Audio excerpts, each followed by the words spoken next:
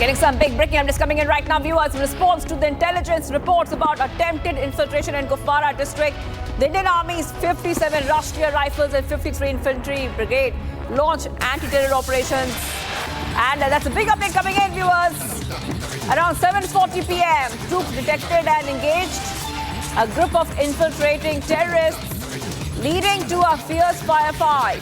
Meanwhile, 2 infiltration attempts were thwarted in Kupwara last night, one in Tagdar area and other in other areas, with ongoing operations coming in Kupwara. We can see these are visuals from earlier today. I repeat, these are visuals coming in from earlier today, viewers, where the infiltration bid has been thwarted by the forces. I want to go across to my colleagues joining us live. Zeenat is joining us live. Zeenat, I'm coming across to you right now. If you could take our viewers through the latest update that we're learning of.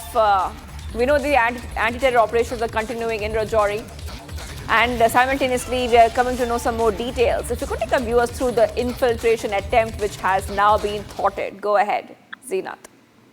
Shivani, this is an infiltration attempt that was foiled by the alert troops of Indian Army. It's the 57 RR and the 53 Brigade of Infantry that were a part of this operation. Even the J&K police, the SOG was part of the operation, where we are picking that in Tangdar, which is quite close to the line of control. It shares the proximity with the line of actual control, where the 1 terrorist was neutralized. And similarly, in the Matsal, we are picking that the 2 terrorists have been neutralized. In the twin operations that were launched by the Indian Army after getting the reports about the infiltration, which means the Pakistani terrorists were, with the help of Pakistani Army, were trying to sneak in, but they had some input about the infiltration attempts, and accordingly, ambush was laid by the joint parties. And in this operation, as of now, the two terrorists in Matsal and 1 in Tangdar have been neutralized, though the operation was suspended due to darkness yesterday late night. But with the first rays of morning sun, the operation was relaunched. As of now, we are picking the huge arms and ammunition, and along with other air weapons have been recovered. But this is an attempt by the Pakistan before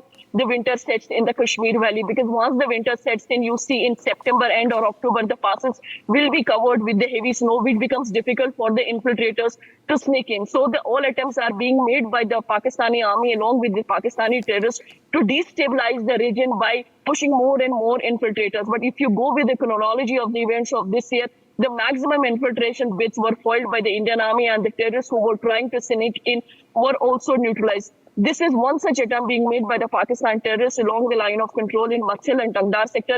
Those 2 sectors are very far away from the town of even Kupwara, because when we see that from Kupwara, again, it is a 3 to 4 hour drive. So it's not very easy to reach, because then you have the communication issues, you don't get the visuals properly. It takes a lot of time to even retrieve the bodies because of the thick density of the jungle. So every precaution was carried in during the search operations. Also, as of now, we are seeing that it was a successful operation coming to the Indian Army and the other forces, because no collateral damage was also witnessed. As of now, we are picking that the 3 terrorists in the twin operations have been neutralized, and more on the details will be coming once we get more. Zeenat, if you could take our viewers through any details which might be emerging on which group do these terrorists belong to? Usually we see that the JEM or the LET are quite active in that area.